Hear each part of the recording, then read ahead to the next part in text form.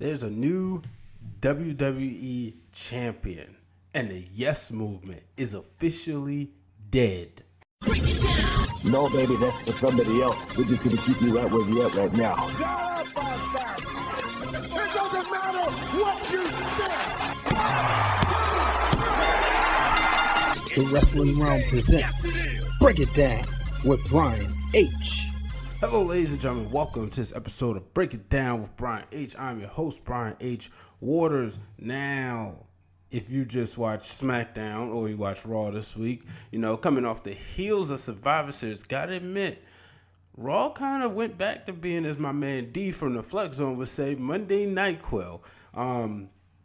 Really wasn't feeling him, just be honest with you. However, I guess SmackDown, not to say, I just felt like this was one of those weeks where it was kind of like business as usual. We didn't really see any repercussions. If they did, maybe I missed it, but maybe did I fall asleep or something? I'm just kind of expecting some repercussions or, some answers from Shane McMahon, and I did not get that. He did say that on Twitter after they were swept, but, nonetheless, it didn't happen. The big thing for me this week, matter of fact, let's roll the top rope sound. Going up to the top rope.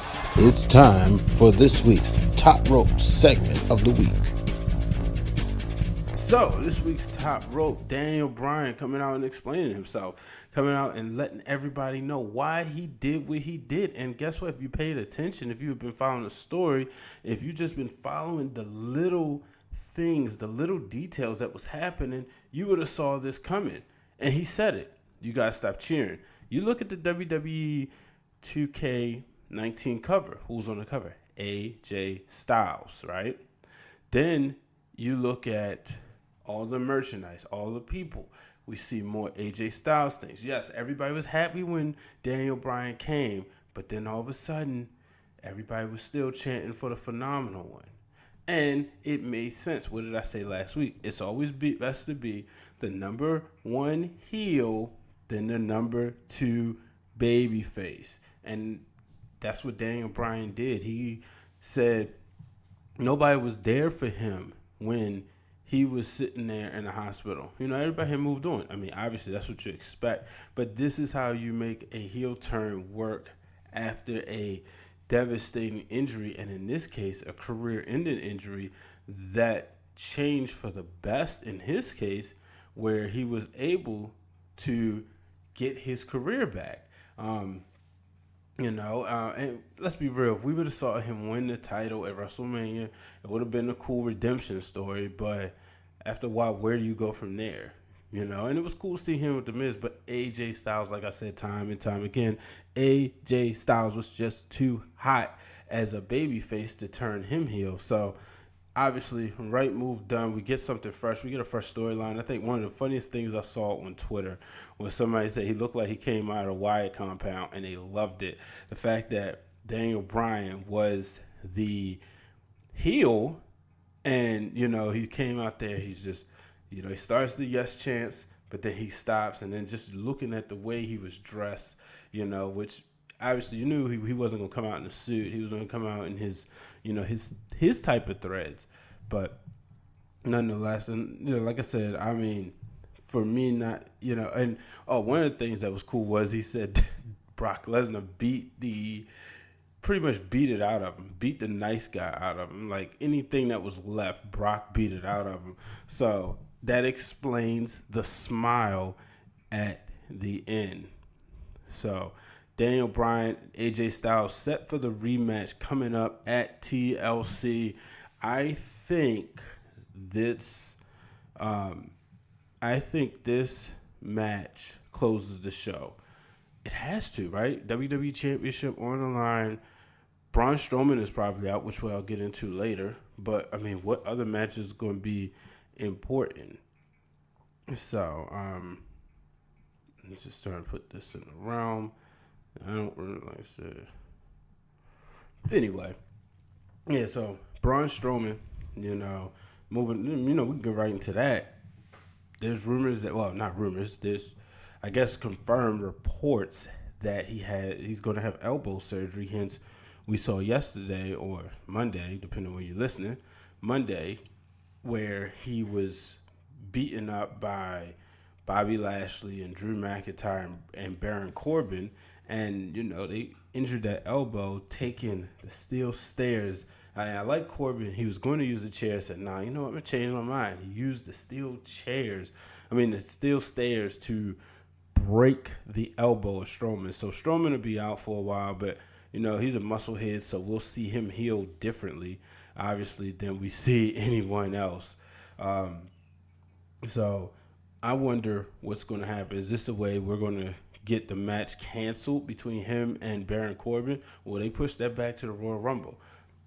Obviously, Braun will probably win, and then he'll get his match against Brock Lesnar.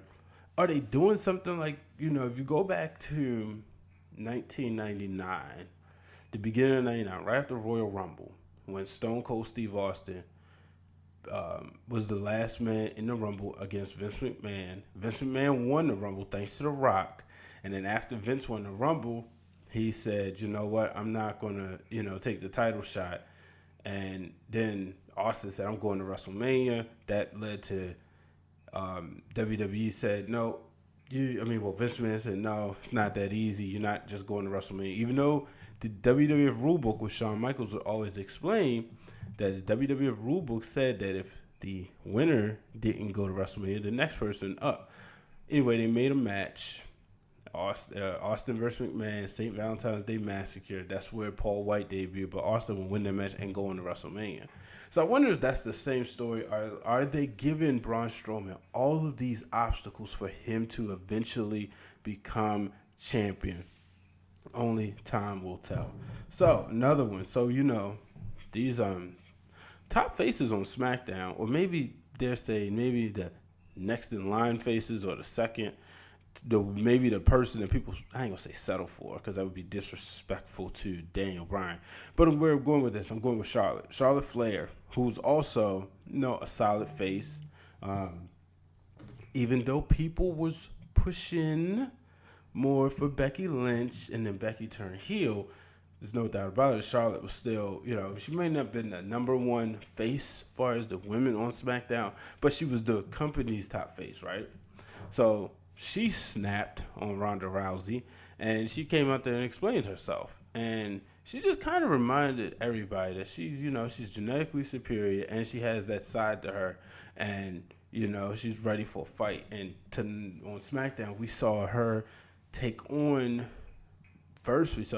Billie Kay, which she beat her. Then we saw her take on, she called out Peyton Royce. Peyton Royce said, well, no, and which I really like this, because Peyton Royce wanted nothing to do with her. Well, Billie Kay said, no, you got to get in there. And which I like the fact that they put Billie Kay in the match. I'm always been a fan of her since she was Jessie McKay on the Indies.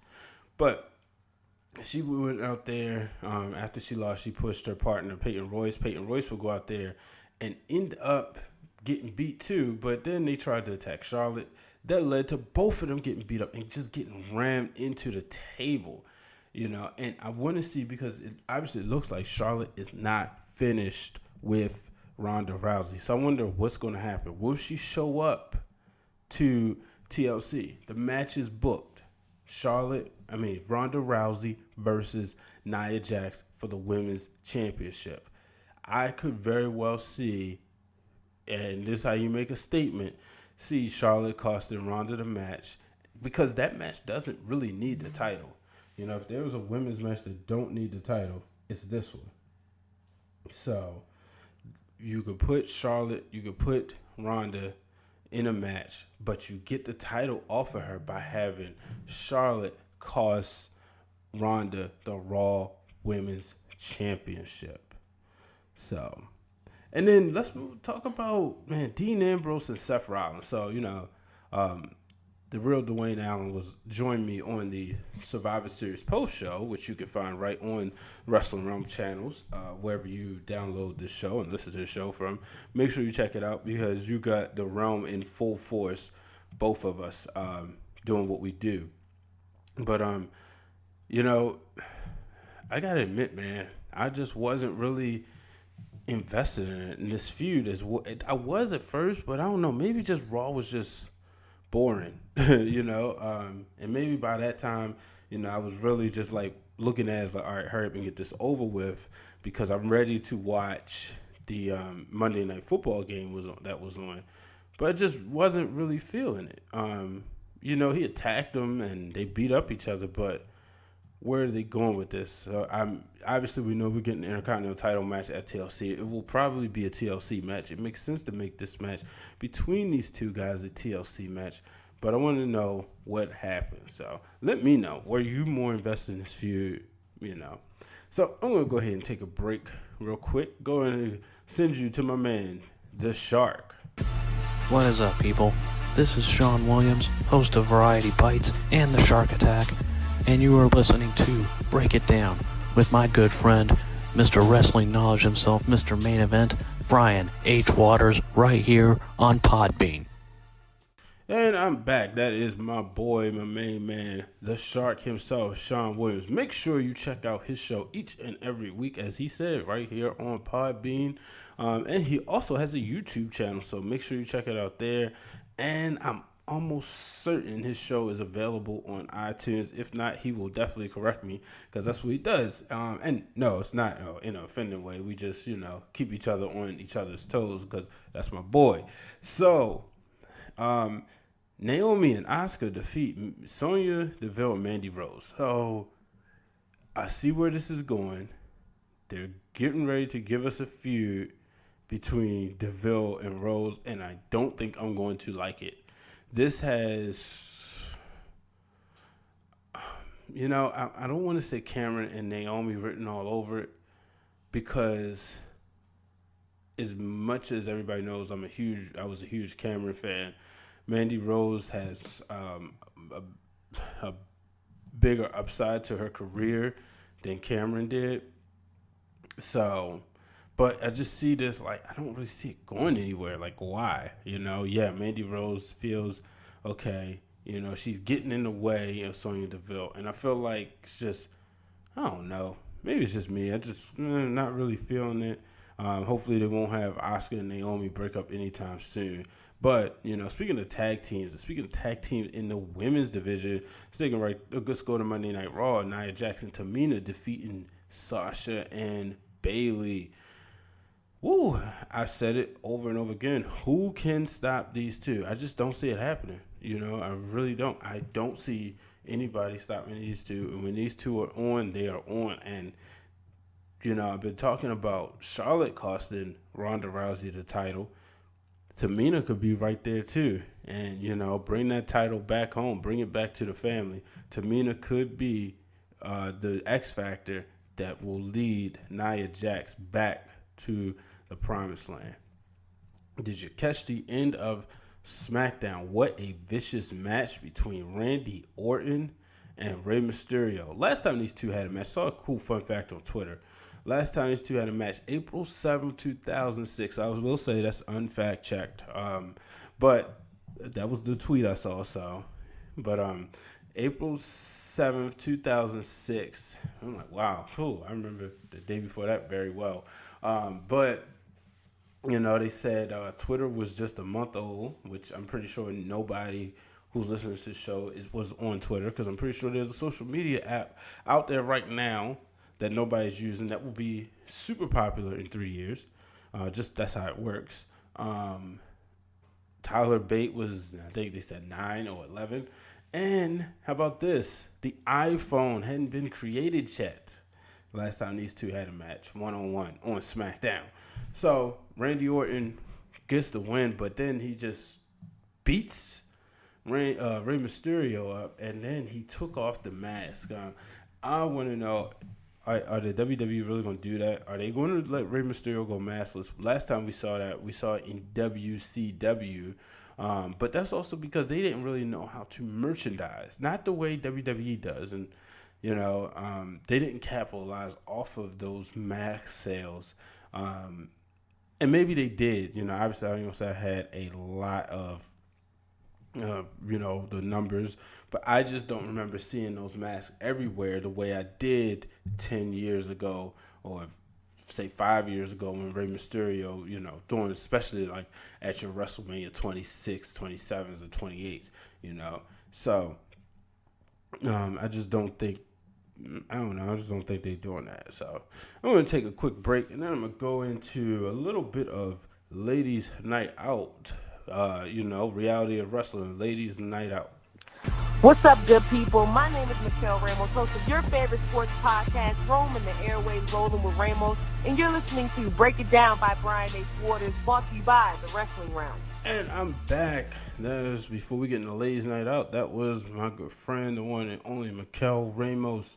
Make sure you check out her show, All Sports Related Content, right there. One of the best sports minds I know, especially as we get ready to get into the thick of the NBA season. That is the show you will want to be checking out. So, Ladies Night Out, man. So, Booker T's promotion, Reality of Wrestling, obviously, like I said before, time and time again, is one of the best independent wrestling promotions in the world. And if you want to call it independence, the reason why I call it independence because it's not necessarily on a network. I mean, not on a huge network, or maybe you would say it's regional, but you have a lot of guys that you see, a lot of guys and girls, that you see who are kind of like, okay, yeah, I can see this guy. He has a lot of potential, but then he has some vets down there. So I've only got a chance to see 3 matches so far. I'm definitely going to be checking this out. I saw Taya Valkyrie taking on Jazz. She actually pulled off the win against the legend herself. Also saw the Reality of Wrestling Women's Champion, or I should say the Raw Women's Champion, AQA. She defeated Kylie Ray, and perhaps my favorite match was the homie Kiera Hogan defeated Ariel Monroe, the big swole herself. So make sure you check this out. The matches are available on YouTube. So I know it took place this past weekend, and I was trying to wait and see if I could find some stuff to get it in for this week's Wrestling for the Culture. Unfortunately, I couldn't. So, but it's Tuesday. The matches are up, so make sure you check that out. Sticking with the independents, word on the street is Shane Strickland and ACH are headed to NXT. So how cool is that? Shane Strickland, obviously, he just finished up his dates with Lucha Underground. It's been a staple there for a while. And he's had some of the best matches. I saw him and Desmond Xavier have an incredible match at CZW, and these two went at it. Not a person in the audience sitting. I mean, they had the crowd in the palm of their hand, and they got the "This is awesome" chant, which I know what Shawn Michaels said, and you heard the real Dwayne Allen relay that message on the Survivor Series post show. But for the independent crowd, this was they put on an excellent match. Everybody loved it. Another one, ACH, this guy's been doing his thing over in New Japan, over in MLW. So I'm excited to see what happens with these guys. I do think we'll see ACH on 205 Live, and I don't want to be disrespectful to 205 Live because obviously there's some good wrestling on there. I'm glad they moved it to Wednesday because you have this Wednesday time slot. You got NXT UK, 205 Live, then you got NXT. And I remember there was a time when we got zero wrestling, zilch, on Wednesday. But now we pretty much, like I said, I think I said this months ago, Monday, you got Raw. Tuesday, SmackDown. Wednesday, NXT and 205 Live. Thursday, Impact. Friday, MLW. And Saturday and Sunday, that's where you should be going checking out your local independent wrestling. You should also check them out on Fridays as well. But then, even there, you also have YouTube, which you have access to any wrestling at the palm of your hand. And if you don't have it on YouTube, you can always go to Twitter because wrestlers are always posting their matches. So we know we got Thanksgiving coming up. So I want to know what's your favorite some Thanksgiving wrestling memories. For me, just to kind of share a couple. never really, I remember when SmackDown came on Thursdays, and after you finish eating all your food and you're thinking about if you were back in the day before the working days, I should say, when the early ages of SmackDown, I'm talking, the end of the Attitude Era. Me, it was like, I never forget SmackDown 2000. Yeah, this was in 2000. No, I'm sorry, 1999 was the next day. I knew I was going to the store to get SmackDown 2 Know Your Role for PlayStation. So I remember that being a huge deal. And my mother wasn't really into the heavy Black Friday shopping, but usually for some reason around that time was the era where I got a game the day after Thanksgiving. But yeah, SmackDown 2, me and my godbrother, we played the mess out of that game. That was the first one for us that had Hell in a Cell. But I talked about, some of the SmackDown, some of the Thanksgiving and Survivor Series traditions. One of the memories I have is Mr. Perfect and Macho Man Randy Savage taking on Razor Ramon and Ric Flair. And looking back at it, knowing what I know now, hearing what I hear, that Mr. Perfect wasn't really comfortable being a face. And at the time as a child, I thought it was cool. I was like, because they told the story of Macho Man had kind of said, like, yeah, I got a secret partner because, real life Ultimate Warrior had got fired, so he wasn't going to be his partner.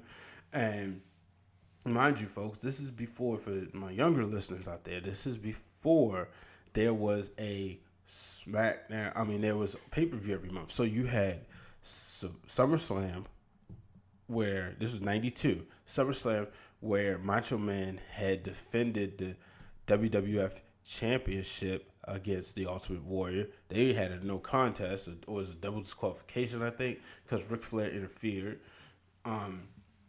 Then afterwards, you had, you had this build up, because after SummerSlam, it was getting ready in August, getting ready for November for the Survivor Series. But in between that time, they said Warrior got fired the next day, but, we didn't find out really till, because the match was made, but then they didn't have the match.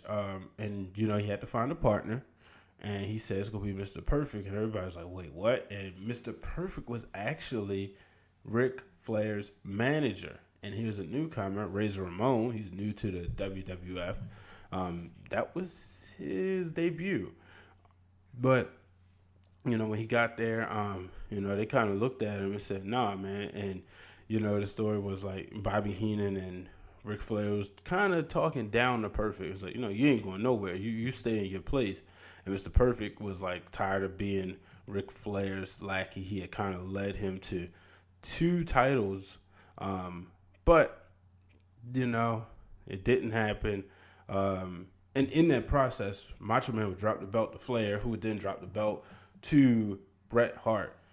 But, that was the match I remember. That same pay-per-view, Bret Hart took on Shawn Michaels. He defended the title, where Bret was the WWF champion, Shawn Michaels the Intercontinental champion.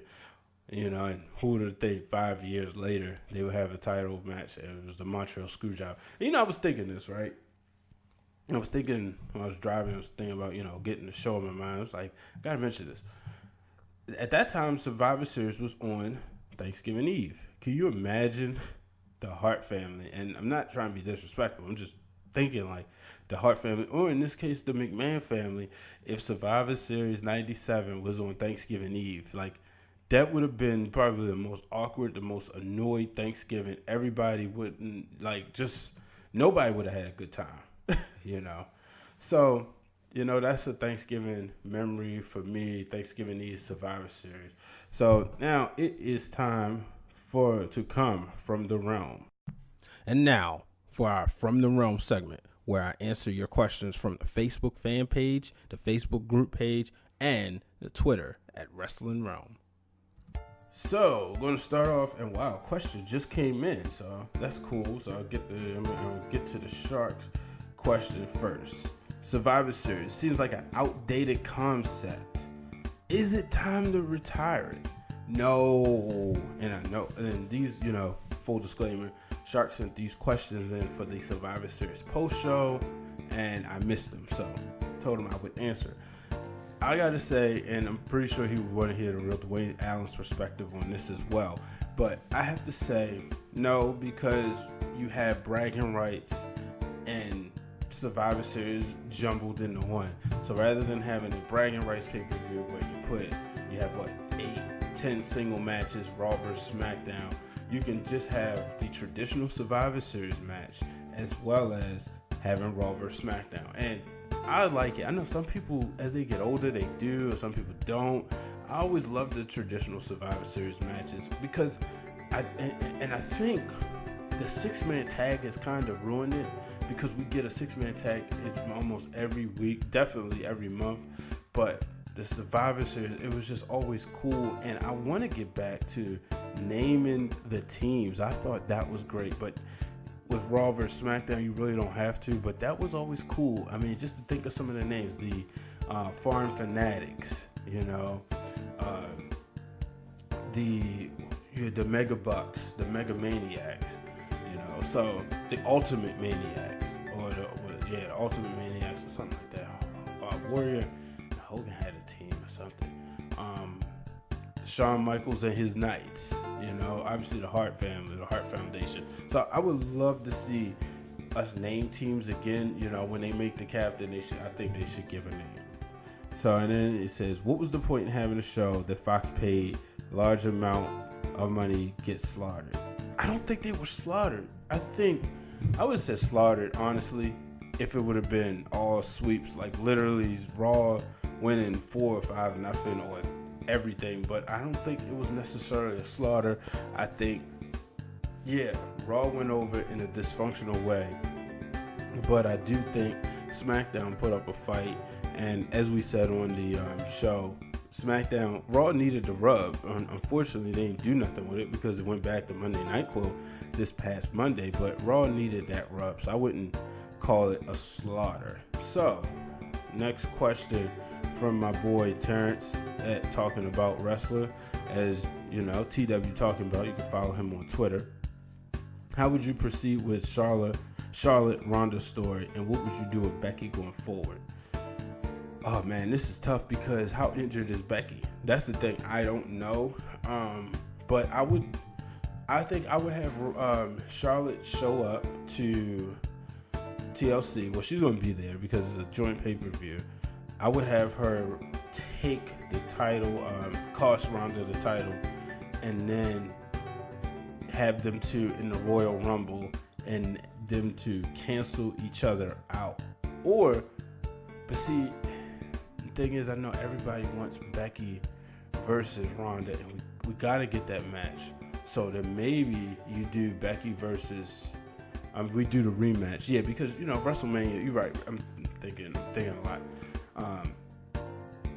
Becky versus Ronda should happen at WrestleMania because it would be a first time, right? So I wouldn't want to see Becky and Ronda happen at Royal Rumble just to force a Charlotte versus Ronda Rousey match at WrestleMania. I do think by the time we see Becky, she's going to be even bigger, even better, even badder. So I would have that in the bag, Becky and Ronda for WrestleMania. I would have the rematch at the Royal Rumble between Charlotte and Ronda Rousey. You can have those two are established stars. You can use the title to establish the other women, and you don't need this match to have a title.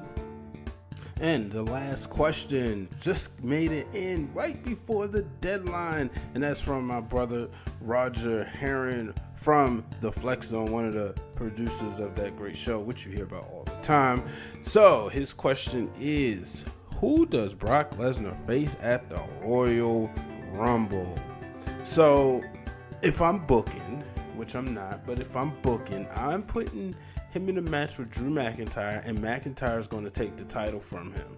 And then I'm going to have Braun and McIntyre at WrestleMania. Or even better yet, scratch that. I'm going to have McIntyre and Seth Rollins at WrestleMania for the title. That is foreshadowing Brock isn't booked through WrestleMania, which I believe he may be. No, it's hard to see him missing out on this WrestleMania payday. But yeah, I would take the title off him and put it on Drew McIntyre. Drew McIntyre is the guy. So that is what I would do. I would have Brock Lesnar face Drew McIntyre. So, ladies and gentlemen, that will do it for this episode of Break It Down with Brian H. I am your host, Brian H. Waters. Make sure you are subscribed to the podcast each and every week. You can figure out what, you can hear me talk about wrestling because it's what I do. So until the next time, folks, so long, everybody.